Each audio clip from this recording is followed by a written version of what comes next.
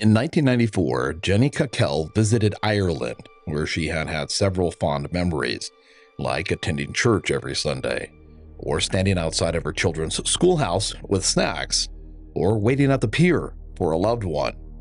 But not all of her memories were pleasant. Not at all, especially the one in the hospital in 1932, where she had died as another person.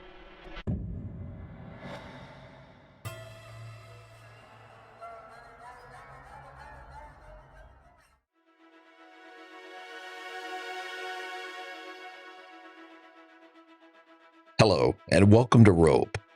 Have you ever awoken from a dream where you had been someone else? Maybe in another time, like ancient Rome, or during the Renaissance. And in the dream, it was so real that it felt more like a memory than a dream? Well, if so, you're not alone. Although a small percentage of the population, there are countless individuals who have had dreams just like that. Many of them claim that they are in fact not just dreams, but indeed memories of past lives. Modern science, of course, tells us that there's no such thing, that it's our brains that record and then replay memories. And when we die, our brains rot, taking any memories with them. But surprisingly, there is growing evidence behind the idea of reincarnation. For years, psychiatrist Jim Tucker has investigated claims from children who seemingly remember past lives. These cases are particularly interesting because the children involved are so young that they shouldn't be able to understand, much less know, the information that they're sharing. Yet somehow, they eerily recant accurate details of individuals who have passed on. In this video, we're going to consider the possibility that reincarnation just might be real, and we'll do this by examining the case of Jenny Cockell. And she's a woman who claims that all of her life she had memories of another person. We'll share information about the life of this other person and how that other person died, and how Jenny was plagued with her memories. We'll share Jenny's experience in what she said was a timeless void in between lives. Then we'll share how Jenny went on a quest to regain closure from these memories, and how in the process, she actually met the children of the lady who had passed on. Then stay with us for our Fact or Fiction segment. There, I'm going to take just a second and I'm going to give my thoughts on this case. And then Amy is going to come on and she wants to talk about some information from the files of a man who spent nearly 50 years investigating this topic. And during that time, how he scrutinized over 2,500 cases, trying to find the science behind all of this. And you just might be surprised at what she found out. So, this story begins in 1931.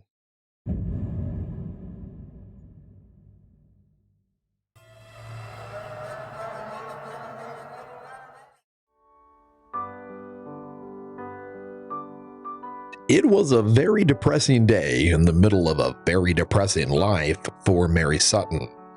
She had just given birth to her 9th child, a boy, but he had come out stillborn. And to make matters worse, the doctor told her that if she had another child, her body just wouldn't be able to bear it, and it most certainly would be the end of her. When she was strong enough, the doctor discharged her and she went home. She lived across the road from a marsh near a wooded area in Malahide, Ireland, in a 2-room cottage.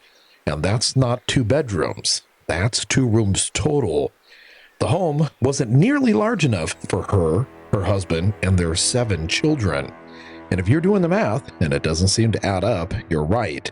This wasn't her first child to have died. John Sutton, her husband, was the type of man who enforced his will with a buckled end of a belt. And everyone in the family walked on eggshells whenever he was home. Bruises on the children were not uncommon, and Mary was often seen with a black eye or two. The family was poor, and it's not clear if that was because John didn't make enough money or if because he spent most of it on liquor. Most nights, after work, he could be found at the local bar. While he was out, Mary spent all of her time cooking, cleaning, and taking care of the children. Because they didn't have a lot of money, every day was practically the same. They'd wake up in the mornings, hungry, with Mary rushing to get everyone going, and she had her work cut out for her, as 6 of her children were under 10 years old, and 3 of them were under 5. Sonny was the oldest, at just 12, and although he helped out as much as he could, she was still completely overwhelmed. They'd have one daily meal, which was almost always some form of potato stew. Sometimes, Mary would get the ingredients to make sandwiches, and that would be a treat. If the older children had already left for school, she'd always make sure that she would bring those sandwiches to the schoolhouse and wait outside. Mary made everyone's clothing from scraps of old fabric, and eventually she got pretty good at needlework. Although she lived in poverty and she spent every single waking hour working, she did have one bright spot in her life, and that was the love of her children. She absolutely adored them, and they loved her right back, which made life even darker when she got sick. Although the doctor warned her that another pregnancy would most likely kill her, her husband didn't care, and shortly after returning home from the hospital, Mary found herself pregnant again. And this was her most difficult pregnancy yet. And the closer she came to term, the weaker her body got. She gave birth to her last child, Elizabeth, in September of 1932, and although she didn't die, the birth was extremely difficult. A few days later, however, she was discharged and sent home, but her body never recovered. Then, in early to mid-October, she became so ill that she was taken back to the hospital by ambulance. She was diagnosed with gas gangrene, septic pneumonia, and toxemia, and although the doctors did everything that they could, her prognosis was terminal. And because of the nature of her condition, she was put into an isolation ward, spending agonizing hours alone, staring at the featureless white walls, smelling the odor of death as her body slowly rotted from the inside. Every breath that she took was a struggle, but still, she fought with everything she had to stay alive. The images of her children just kept running through her mind. Who would take care of them if she died? The thought terrified her. Well, hours turned into days, and her body just kept getting weaker and weaker as she continued to stare at those walls. Then, on Monday, October 24th, 1932, Mary Sutton died. But, as this report implies, that was just the beginning.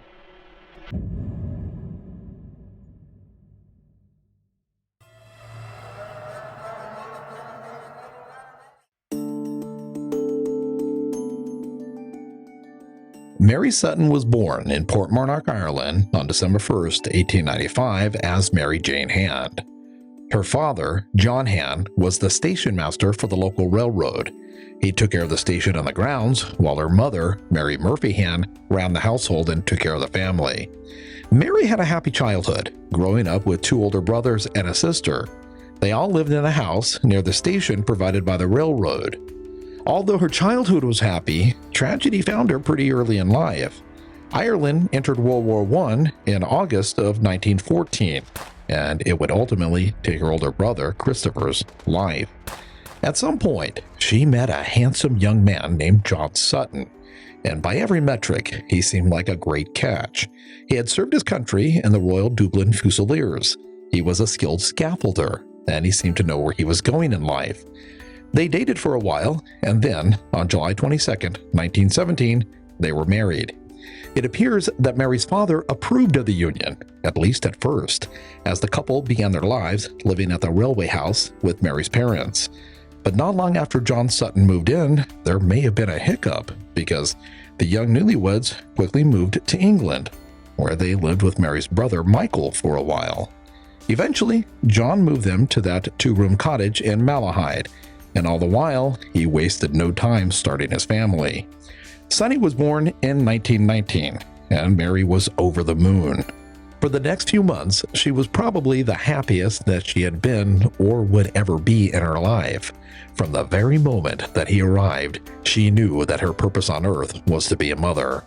Unfortunately, her happiness was short-lived, and soon she discovered just how abusive her husband could be, and it didn't take much to set him off. If dinner wasn't ready on time, he'd get angry. If the little cottage where they lived wasn't clean the way he wanted, he would get angry. And of course, if Sonny was too loud, he would get angry. Soon, John became physically abusive, and if Mary didn't do everything just the way he wanted, well, she'd get the back of John's hand. Shortly after Sonny was born, she got pregnant again, and then again, and again. And John's abuse only escalated over the years, moving from the back of his hand to a belt, and then to the buckle of his belt. Mary's sister, Bridie, didn't live too far away, and every chance that Mary got, she would take the children and she would visit her sister. But this too angered her husband, who wanted her home whenever he arrived from work.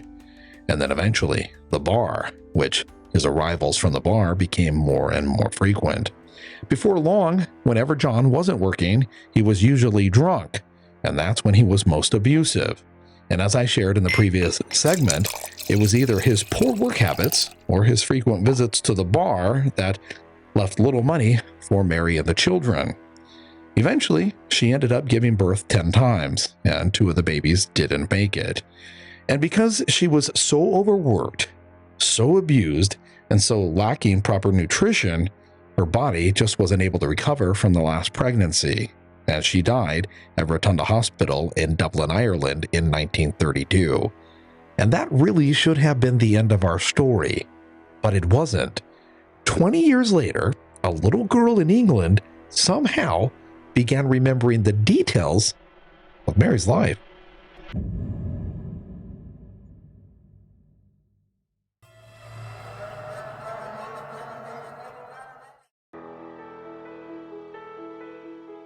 Just about every child at one point or another has lived in the world of make-believe. He or she has had an imaginary friend, experienced living in another time, or being someone else's parent. And in many of these cases, the child truly believes that these imaginings are real. And young Jenny Cockell was no exception. Well, maybe she was the exception in the fact that her imaginings were a bit more detailed than most, and really seemed more like memories than imaginings. I had no cause to doubt that these memories were real. I assumed that these types of memories were normal, and that everyone else had them too. I was 3 years old the first time I spoke about this. I remember sitting on the tall stool in the kitchen, talking with my mother. Although my family did not go to church, I had just been to Sunday school with my older brother. My mother asked me if I had enjoyed it. I had enjoyed it, but I couldn't understand why, if they were going to talk about life and death, they didn't mention our other lives. Our other lives? A question like that from a 3-year-old? That certainly catches one's attention. What does one say to a child who asks a question like that? Well, her mother thought about it for a minute and then did her best to explain that most people just don't believe in past lives. On that day, I discovered that reincarnation was considered to be a belief, not a fact. Furthermore, it was a belief not generally accepted in Britain. This revelation, that my truth was not a truth for everyone, was a great shock to me and caused me to worry and constantly question myself. Jenny Cockell was born on July 10th, 1953 in Hertfordshire, England, and her earliest memories were overwhelmingly of her living as an adult woman in a small cottage in Ireland. She had recollections of a stone wall that ran right outside of the house, how the cottage sat sideways to the road and was tiny. She remembered making homemade bread and boiling potatoes. I remembered spending much of my time in the kitchen cooking, which seemed to involve a lot of boiling on something that did not look like a kitchen range. Later, when I became an adult, I saw an old stove that matched the type in my memory.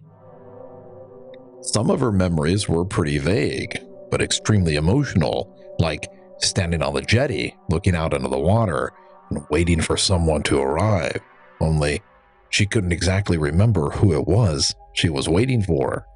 And there were also memories about events that really didn't seem like they belonged in a 3-year-old's imagination, like the time that her boys caught a small animal for dinner. The older boys had set a snare, and they checked it every day. One morning, they rushed in, excited that they had caught something. I remember following them out and drying my wet hands as I walked. In the trap was a rabbit caught by the lower part of its body, making it look very long and thin. It must have been a cool day, or fairly early, because my hands remained damp and cool, as did the cloth on which they had been dried. I remember looking at the rabbit and saying, "It's still alive." Young Jenny Cockell had these memories and countless others, but by far the most intense memory that she had was of dying and then going someplace else, somewhere that was almost indescribable.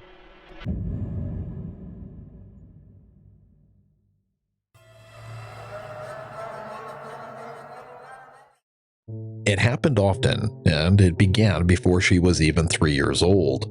Little Jenny would snuggle into bed, drift off to sleep, and then have the most disturbing dreams.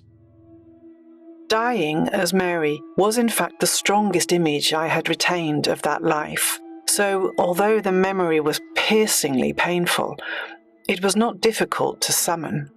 In these dreams, and remember, they first started happening in the mind of a 3-year-old, she would always see a bright white wall and then a window, and she'd feel very alone, desolate, and helpless. There would be a horrible stench of rotting flesh in the air, and she found it nearly impossible to breathe. Her body felt weighed down, and it was extremely difficult to move. And then she would realize that she was lying on her back on a small cot in an isolated room. She'd look down at her body, but instead of seeing a toddler's body, she'd see the body of a full-grown adult. And oddly, as she struggled to breathe, powerful memories of her children would run through her mind. There was Sonny, the oldest, was a teenager. How handsome. And there was Jeffrey, Philomena, Christopher, and the rest. All of her children were very dear to her, and as the memory of her children ran through her mind, so did the feeling of absolute terror. If she died, what would happen to them? They'd be all alone. Who would take care of them? At the very moment I died, I was overwhelmed with grief because I knew I was leaving my children. I remember leaving the body, not just drifting out of it, but suddenly being thrust out like a boy cut loose from the dock. I later concluded this must have been due to the loss of weight of the physical body, which no longer held me down. After this, I was aware of settling some 10 feet above my body and slightly to one side of it. Although she was floating higher than the ceiling, she said that nothing obstructed her view of the room or of the lifeless body she had just left. I remained there, floating for some time, long enough to see Mary's husband, my husband, come to the bedside. But I'm not really sure how long I was there, as my sense of time in this state seemed very vague and irrelevant. Jenny was still looking down at her body when all of a sudden, something grabbed her and then whisked her away. I was pulled backward into a narrow tube, like a fold in space, a dark vortex that wrapped around me and drew me into another dimension. I saw the hospital room drift away, looking like a view seen through the wrong end of a telescope, and finally it faded completely. Then intensely bright, multicolored beams of light began to emerge on both sides of me. They were like the shafts of a rainbow, but much brighter and more vibrant. To describe them as light seems somehow insufficient. She said that at some point she found herself in a very different place than our three-dimensional world, one that was impossible to completely describe. She said it was gentle, peaceful, and loving, but it was definitely beyond normal understanding. I was bodiless, and this didn't seem to matter to me at all. There was no need for a body, and there were others around me also bodiless. We were together in complete peace. The sensation was almost like I was a single cell or bubble within a whole constellation of bubbles. Yet at the same time, I was too much of an individual entity to be contained in this tiny bubble, and I was still completely aware of being myself, an individual soul. Every bubble glowed brightly with an energy that I took to be the basic life force that is ourselves, and they pulsated at rhythms which varied from very slow, like a heartbeat, to a much faster, steady vibration. She said that in addition to each bubble making its own light, there was also a great deal of background light that shined in and around these bubbles. She said that it felt like to her that the expression of life was light. Enveloping everything was a feeling of unique calmness in which nothing seemed to matter or hurt or worry. There, in that state, the existence that I had left behind, physical life as we know it, seemed no more than a vague memory. She said that these bubble energies that were other people seemed to be extremely close to her. Yet, for some reason, there was absolutely no feeling of her being crowded. This was nothing like being in a crowd of bodies, which can give rise to all kinds of feelings like hostility and claustrophobia. I had the sensation of being surrounded and enfolded by what I can only describe as pure love. There was a wonderful sense of being, and that feeling was incorporated within a much larger dimension of existence.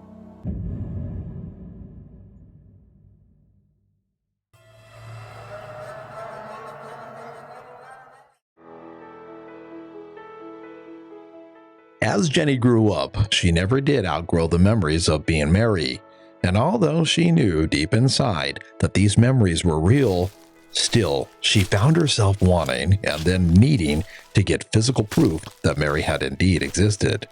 Throughout the years, Jenny had made notes and she drew maps from her memories.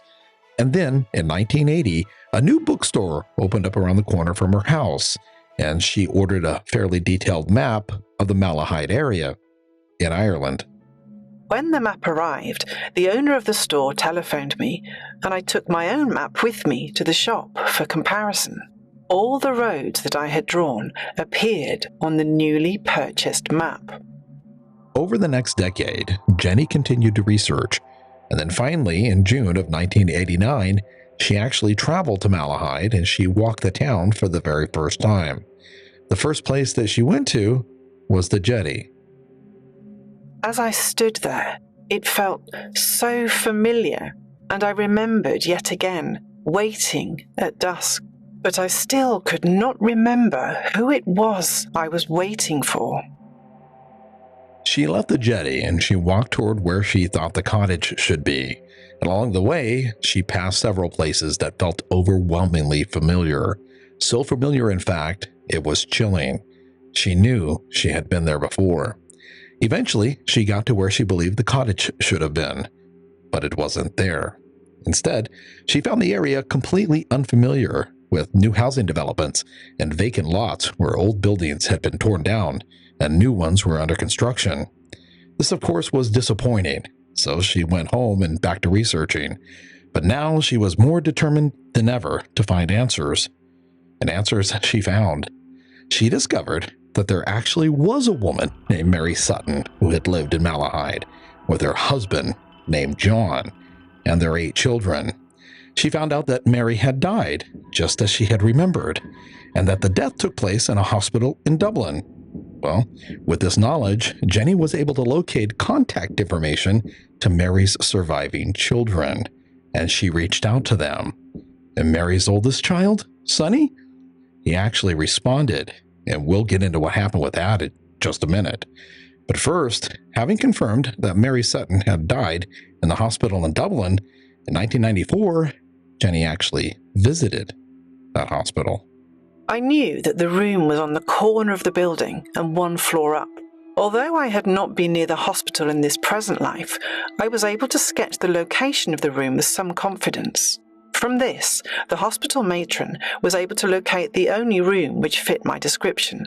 It was a small isolation room, and was indeed at a corner of the building and 1 floor up.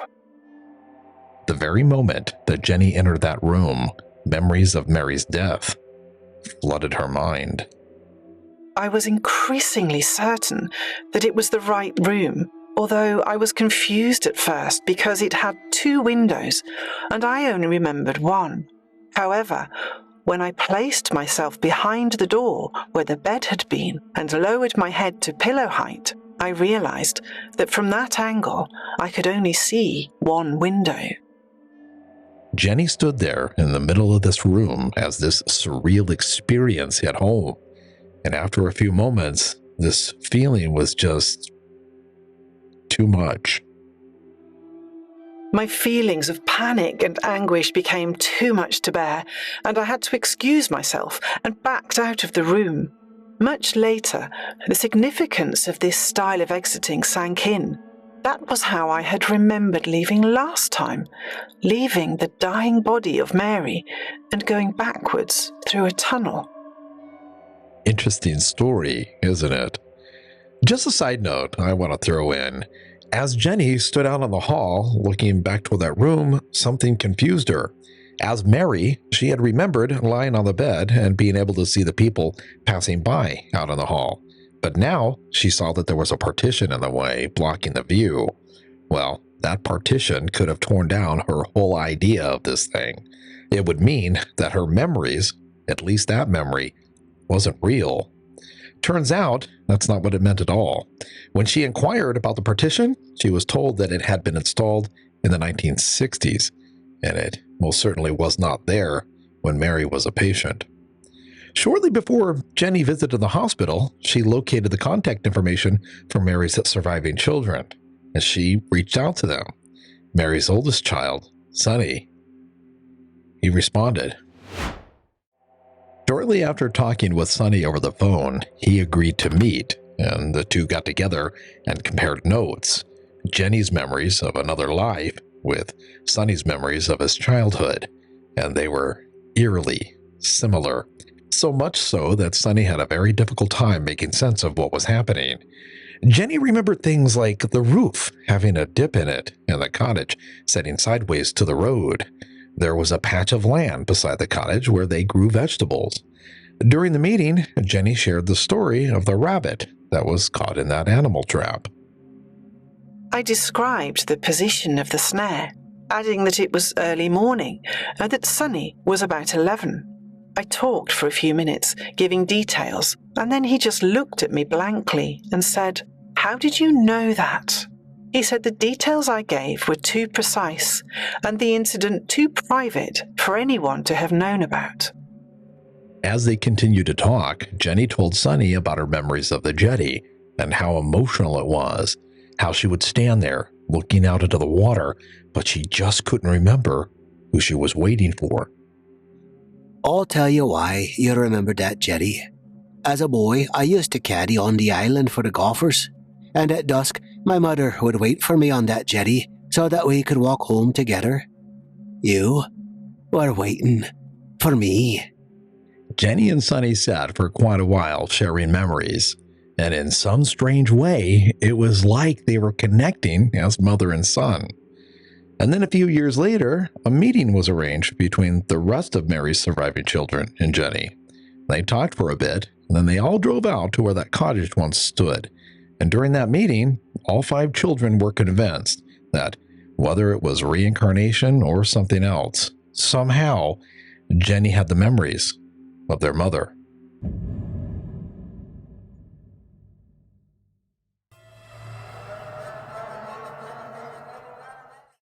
Past lives. It's an interesting topic. It's one, by its very nature, where physical evidence seems to be out of reach.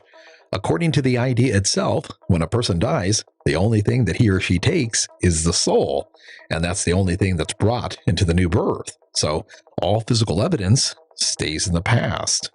That being said, memories like these do seem to be extraordinarily strong circumstantial evidence, especially when the person remembering these things is so young. But as with all paranormal stories, this one is not without its naysayers.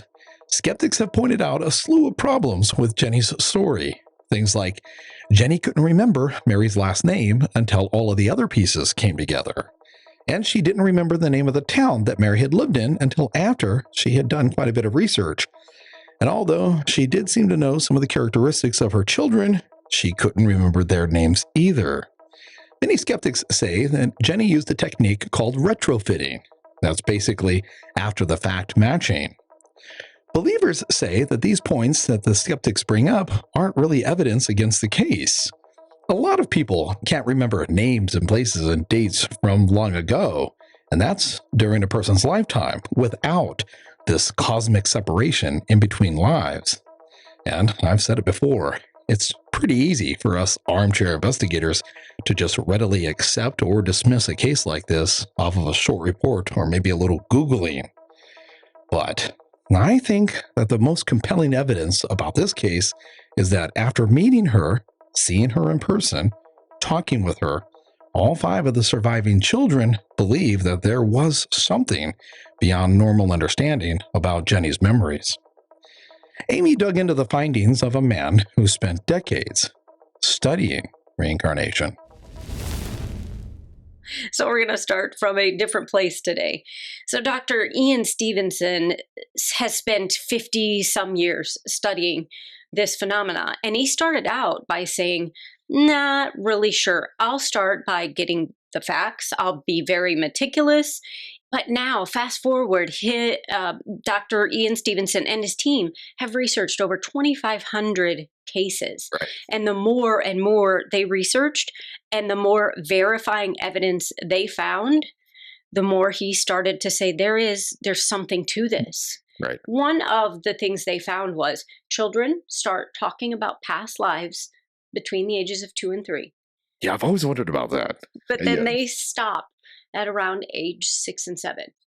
I wondered, right? Because I thought back in my mind when it was my first memory that I could really remember. Mm-hmm. And I think I remember when I was like 4 years old, like just a flash or whatever. And I'm wondering if and I'm not saying I believe in past lives. Don't get me wrong. Okay. But I'm wondering if past lives are a true thing and if maybe everybody has them. Mm-hmm. And then early on, when they're young, they remember the past lives. Mm-hmm. But as they get older and get more grounded into this new life, they slowly forget as their brain's formulating. And it doesn't like the brain take it, like it doesn't fully form until like you're in your 20s, right? Right. Male brains So form later than female brains. Sorry. see where you're going. Sorry about that, truth. No, it's fine. But it just makes me wonder, because that statistic was pretty interesting when you brought that up. Yes. And I think about times when I can't remember if my son said something like this, but I could certainly see him saying, Mommy, remember when I was a soldier? Or Mommy, remember when I was the president? Whatever it might be. And many people, I think, would say, oh, honey, you're just imagining, you've always been my little boy. And one of the most fascinating things that I learned from this is they have found hundreds of children who remember past lives display birthmarks or birth defects that relate to their past life, right? So I'll give you an example. A little boy named T2 Singh started talking at 18 months about his past life as Suresh Verma. Okay.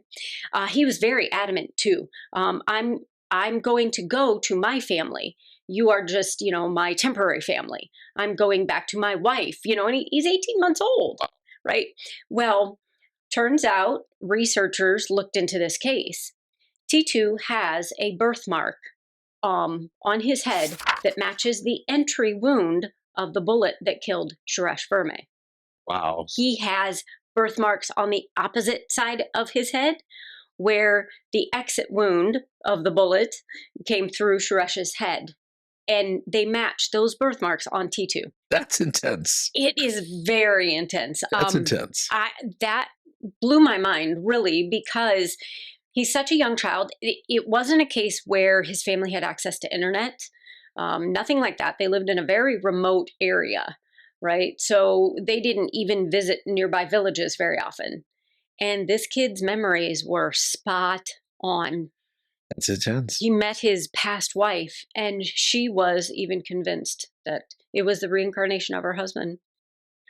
Wow. Yeah. So I got to ask, I always do, So what do you think about this one? Do you think there's anything to Jenny's story? Oh my gosh, I think there's something to it for sure.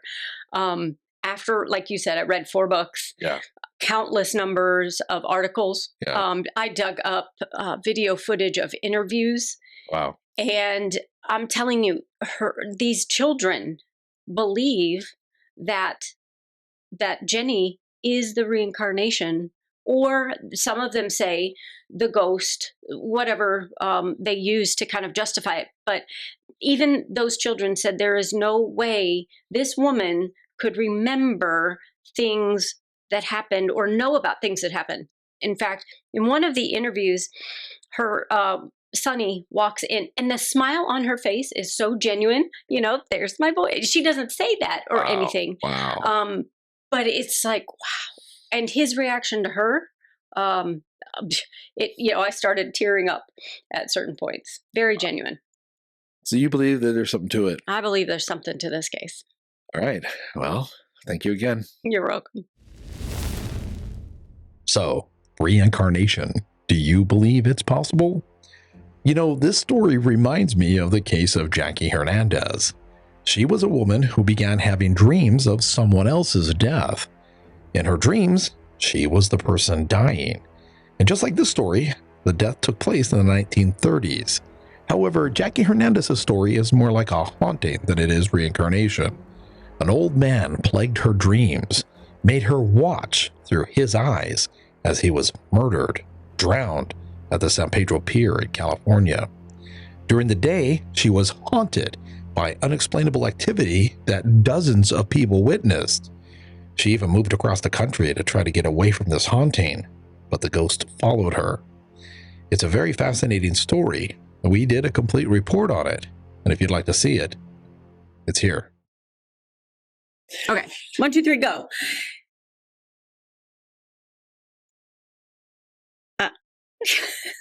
Tongue-tied in a knot. Oh, wow. Thank you so much for watching our report.